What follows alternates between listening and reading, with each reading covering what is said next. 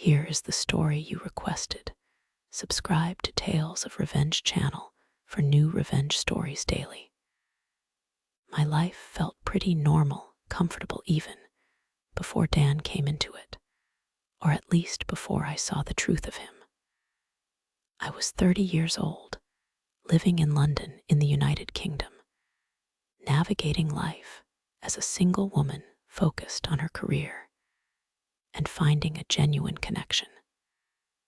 I had my routines, my friends, my small flat that felt like my own sanctuary. I felt capable and independent, ready to share my life with someone who felt equally grounded. Then I met Dan. He was 43, 13 years older than me, and he seemed different. He presented himself as this incredibly stable, independent man, someone with depth and principle. He told me he was a convert to Islam, which resonated with my own values and search for meaning. He talked about his flat, his car, the latest technology he owned, all the markers of a successful, self-sufficient person. He mentioned he had just returned from studying in Egypt for 2 years, which painted a picture of someone spiritual, worldly, and committed to his faith and personal growth. It was a carefully constructed image, one that felt solid and real. I thought I had finally found someone mature, someone I could build a future with, someone who was everything I wasn't finding in the superficial dating scene. We connected quickly, drawn together by shared interests and what felt like a mutual understanding of life and faith. Things moved fast. Within a few weeks, we were married Islamically. It felt right at the time, a step of faith and commitment towards building a life together. I was happy, optimistic, believing in the man I had married and the future we were creating. But the picture he painted began to fade, slowly at first, then more rapidly. Within months, I noticed a pattern. When we went out for meals or did anything that cost money, the bill seemed to always fall to me. It wasn't explicit, but there was always a reason why his wallet wasn't quite ready. He'd fumble or mention an upcoming expense or just wait. And I, wanting to be a supportive wife, wanting to believe in the partnership, would just pay. It felt awkward to even bring it up, like I was being petty about money. I couldn't really go to his flat often because, he said, he had a male lodger living there, and he needed the additional income the lodger provided to cover his expenses and travel to Scotland to visit his parents, fulfilling his duty as a dutiful son. It made sense at the time, or I made it make sense. I trusted him. He encouraged me to find and take out rented accommodation in my name, telling me clearly that he would cover the rent. This felt like a step forward for us, a place where we could truly be together without the presence of a lodger. I found a place, signed the lease, and took on the responsibility. The rent was not insignificant, over £1,000 a month, including bills, a significant chunk of my income. But I wasn't worried, because Dan had promised he would pay. That promise, however, turned out to be far from the truth. When the rent was due, there was always an excuse. His parents in Scotland needed financial support, and he had to send money to them. His remote employer was not paying him on time. There were delays in the payroll processing.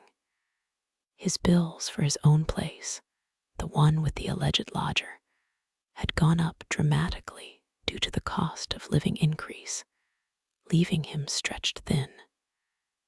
every month, it was something else. He would give me small amounts, £50 here, £100 there, contributions that felt like a pittance compared to the full rent and bills I was solely responsible for. Then he would conveniently find something else that needed paying for, suggesting we do something fun or buy something necessary, subtly ensuring that my small contribution was immediately balanced out by other expenses I ended up covering. It was a slow drip of financial pressure, disguised as shared life and temporary hardship. He spoke about his car needing repairs, something essential for him to get around, and I, wanting to be a supportive wife, gave him £400 towards it. It felt like a gesture of partnership, contributing to our shared life, even though the car wasn't technically mine. Looking back, it's hard to reconcile the person I was then with the reality of the situation. I was so invested in the idea of us, so willing to overlook the inconsistencies and the growing financial burden because I believed in him, or maybe because I desperately wanted to be loved and chosen. In December of 2021, we even went on a holiday to my home country of the Seychelles. I paid for the entire trip. Flights, accommodation, everything. I was determined to escape the financial stress and the questions that were starting to bubble up in my mind for the duration of the holiday. I wanted to put the reality of our situation behind me, just for a while, and have a good time, a real holiday together. And we did. The Seychelles is beautiful, lush greenery, golden sandy beaches, a paradise. Through Dan's eyes, and with the financial pressure lifted temporarily, I saw my country through a different lens, a lens of luxury and possibility. We talked about plans of spending more time there, of building a life surrounded by that natural beauty. One thing about Dan I learned is that he knows how to live it up when someone else is paying. He is never overt with what he wants. He doesn't demand things. Instead, he suggests things, experiences, outings that we could do, things that sound enjoyable and appealing, things that would be lovely for both of us. And when you are footing the bill, he is the perfect, most attentive companion. He would bring me water without asking, cook me breakfast in the morning, even kneel down to help put my shoes on. He was charming, engaging, making perfect small talk with my relatives, asking if I needed to slow down and rest when we were walking. He was everything you would want in a partner in that moment, making you feel cared for and special. He was performing the role of the perfect husband, expertly, as long as the money flowed from my direction. This level of attentiveness and charm made it even harder to see what was really happening. It blurred the lines between genuine affection and calculated manipulation. Then, just 2 days after we returned to the United Kingdom from our holiday paradise, he dropped the biggest bombshell, something that shattered the carefully constructed reality I had been living in. He told me, quite casually, that he had 2 other wives. 2 other wives, religiously married, not legally, one in Scotland and one in Egypt. I was stunned. The air left my lungs. I felt sick to my stomach, a cold dread washing over me. I couldn't believe someone could lie so easily, so profoundly, about something so fundamental to a marriage to a life shared. My mind reeled. Everything he had told me, everything I thought I knew about him, felt like a lie. The independent man, the dutiful son traveling to Scotland, the spiritual person returning from Egypt, it all felt tainted. I am not against polygyny in principle. In Islam, it is permissible under specific conditions, primarily focused on the husband's ability to support and treat all wives justly and equally, with transparency and consent from everyone involved. But Dan's revelation was none of that. It was a secret, a deception, a violation of trust on a massive scale. 10 days later, one of his other wives contacted me. Her name was Nadia, a woman in her 50s, older than both of us. She reached out to me, compelled by her own history with Dan, and perhaps a sense of wanting to warn me, or maybe just needing to share the burden of her own pain. She told me the truth, a truth that was far darker and more complex than I could have imagined. She told me he was a serial cheater, a man who hid behind a religious mask to manipulate and use women. She said this was a long pattern of behavior for him. Part of me, the part that was still clinging to the idea of the man I married, wanted to believe she was lying, that this was some misunderstanding, some cruel attempt to sabotage my marriage. But deep down, in the quiet, growing space of my unease, I knew something wasn't right. Her words resonated with the inconsistencies I had already noticed, the financial strain, the excuses, the inability to go to his flat. She laid bare the truth about the lifestyle he had flaunted when we met. The flat he claimed was his, the car he drove, the latest technology he owned. None of it was funded by him. None of it was a result of his own hard work or self-sufficiency. It was all her money. Nadia was a civil servant, a woman who had worked hard for her income. She was the one paying the rent on both his London flat and the one in Scotland where he visited his parents. She was covering all the bills, the utilities, everything it took to maintain his supposed lifestyle. She even owned the car he drove and had given him a credit card with a £2,000 limit, which he used freely, running up expenses that she would then have to pay off. He had been living off her income, creating the illusion of being self-made and successful, an illusion he then used to draw in women like me. And the bitter, shocking twist: Nadia, his other wife, was the lodger he had told me about, the reason I couldn't spend time at his flat. She was living there, in the flat she paid for, while he used her presence as an excuse to keep me away and maintain the facade of his independence. It was a level of deception that was almost breathtaking in its cruelty. I continued to live in the flat I was renting, paying over £1,000 a month in rent and bills on my own, while he offered excuses and small, insignificant contributions that barely scratched the surface of the financial burden.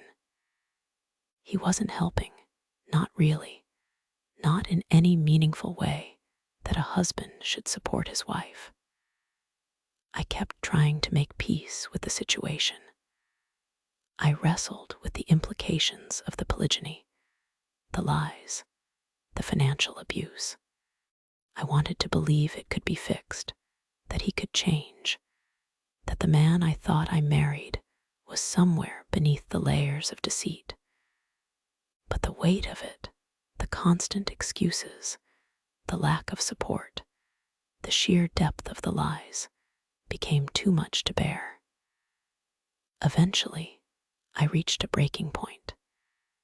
It wasn't a sudden explosion of anger or confrontation. It was more of an implosion, a quiet collapse within myself. Emotionally detached, almost watching myself from outside my own body, I began to analyze him, truly analyze him without the filter of my hopes or desires.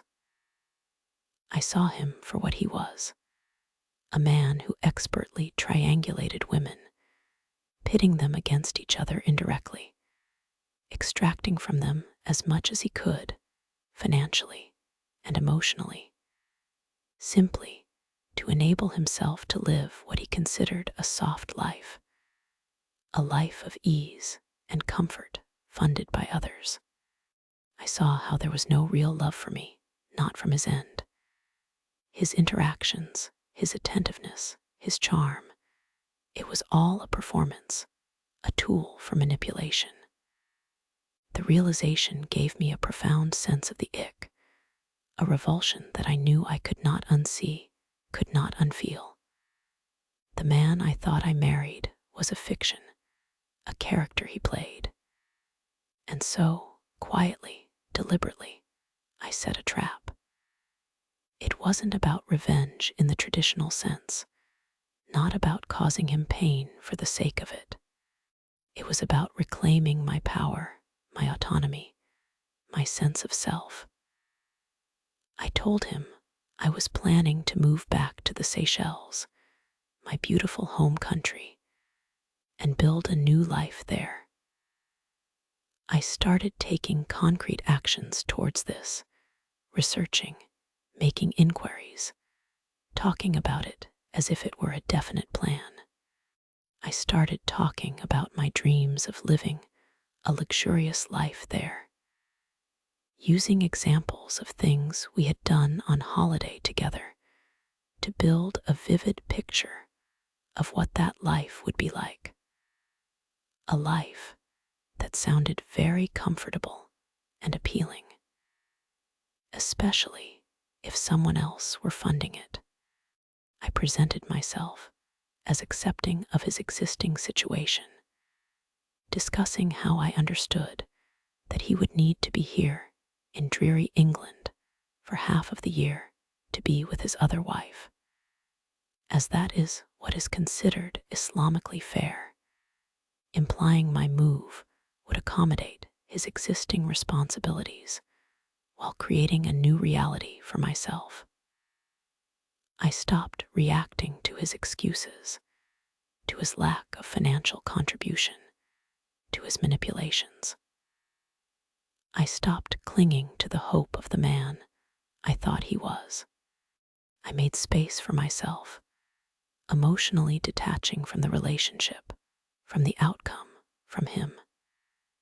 And that's when the dynamic began to shift. When I pulled away, when I stopped being the readily available source of financial and emotional support, he started chasing me. My perceived independence and potential escaped to a life he envied, a life he envisioned sharing and benefiting from, made me desirable to him again, but on my terms he didn't yet understand were changing. Meanwhile, Nadia, the other wife, couldn't handle the shift in his attention. She became increasingly anxious, feeling him pull away.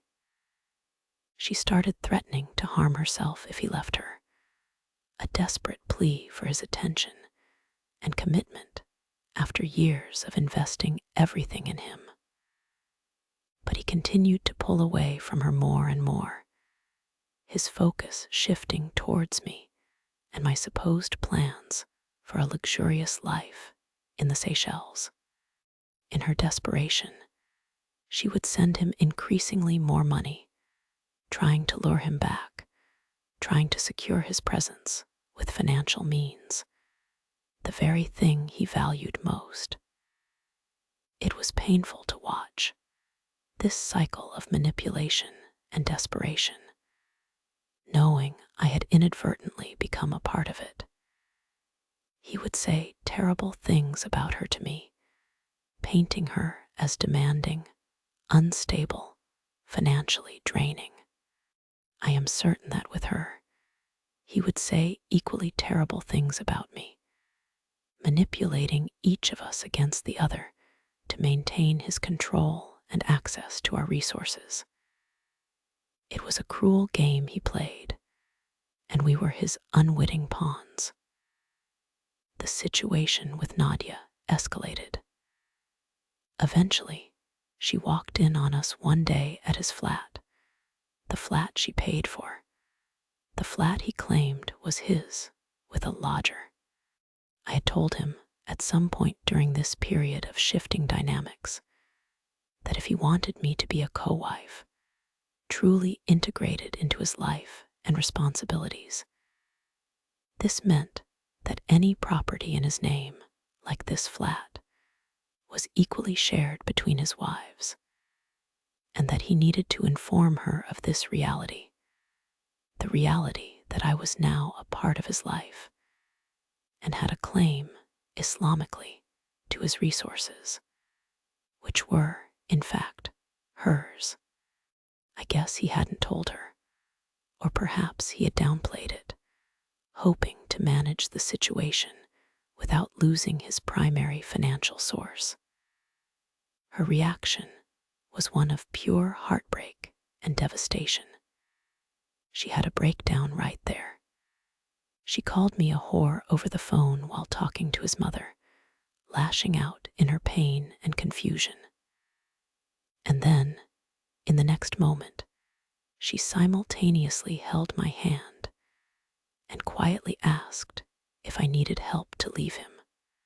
It was a moment of profound, confusing humanity amidst the chaos of his making. She was a husk of a person, drained and broken. This is what 7 years of hope, of longing, of disappointment, so much disappointment, had done to her. She had invested her life, her finances, her hopes into this man, and he had systematically stripped her bare. She packed up her stuff then and there, leaving the flat that was hers, leaving the man who had betrayed her so completely. She stole a few of his things in the process, small items she had bought, things that represented her investment in him, things that were rightfully hers anyway. And to this day, I know he is not over that. The loss of those material possessions, bought with her money, seemed to pain him more than the loss of her. And I stayed. But I stayed on my terms now. The trap had been set, and now it was time to spring it. I set new terms, terms that reversed the dynamic completely. I wasn't paying rent or bills anymore on my flat. This was his flat, the one he was now fully responsible for maintaining, the one Nadia had paid for, the one he had lied about. I reminded him of his Islamic obligations as a husband, obligations he had conveniently ignored or manipulated until now. I told him clearly that I would walk away permanently if he couldn't meet them, if he couldn't provide for me as his wife, as he was required to do. His face was a picture of shocked panic and horror. He had lost Nadia, his prized cash cow, his primary source of income and stability. He had made the wrong move, misjudged the situation completely. He had been so focused on his own intricate web of deception, so confident in his ability to manipulate us both, that he did not expect to be deceived himself, to have his own game turned against him.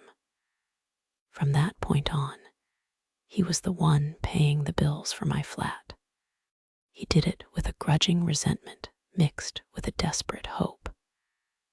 Hope that he could rectify his image in my eyes. Hope that we would still be moving to the Seychelles soon, where he would finally be living off my dime, as he had originally planned when he first charmed me.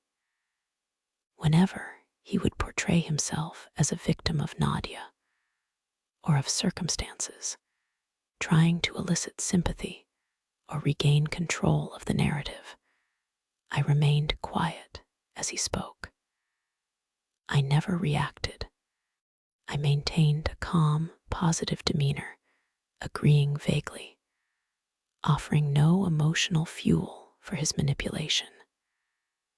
I was no longer his audience, no longer his source of validation or funds. The balance of power had shifted, quietly, strategically, completely on my terms. I had orchestrated it not out of a desire to wound him, but out of a necessity to free myself. And when he was at his lowest low, scrambling to manage his finances without Nadia, confused by my lack of reaction, still clinging to the false hope of the Seychelles life I had painted, I left. I moved out of the flat he was now paying for, leaving him to face the consequences of his own actions alone. It wasn't a dramatic exit, no shouting, no final confrontation. It was a quiet, deliberate step out of his life, leaving him with nothing but the wreckage of his own making. If I could go back, knowing what I know now, I would tell myself, and anyone reading or listening to this, a few crucial things.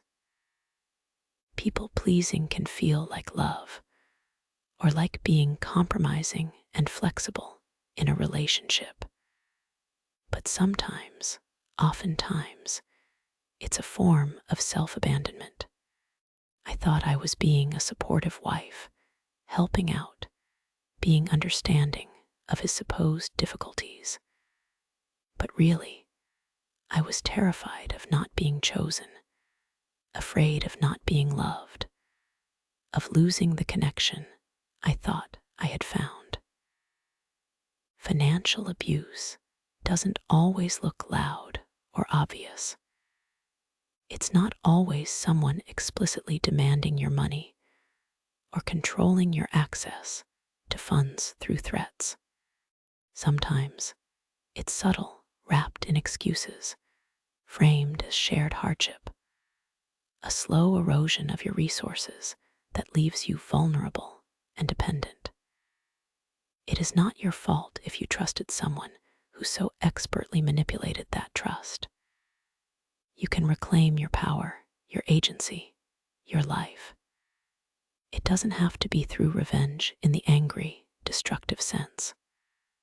Sometimes, the most potent form of reclaiming yourself is through clarity, establishing firm boundaries, and regaining emotional control. When you are no longer reactionary, when you stop responding to their manipulations, and instead act from a place of inner strength and clear intention, the whole dynamic changes. And most of all, don't lose yourself trying to save someone who was never invested in you in the first place. I've learned, slowly and painfully, to be kind to myself, to stop blaming myself for trusting him, for wanting to see the best in him, for getting caught in his web, to stop apologizing for my softness, my empathy, the very qualities he exploited. My revenge, in the end, doesn't look like rage or retribution. Sometimes it's healing in full view of the one who tried to break you, standing tall and whole again, and letting them live with the fact that you are not only surviving, but thriving without them. And Nadia, girl, if you are reading or listening to this, wherever you are now, I hope you are well. I hope you are healed and whole again after everything you went through. Subscribe to Tales of Revenge channel for new revenge stories daily.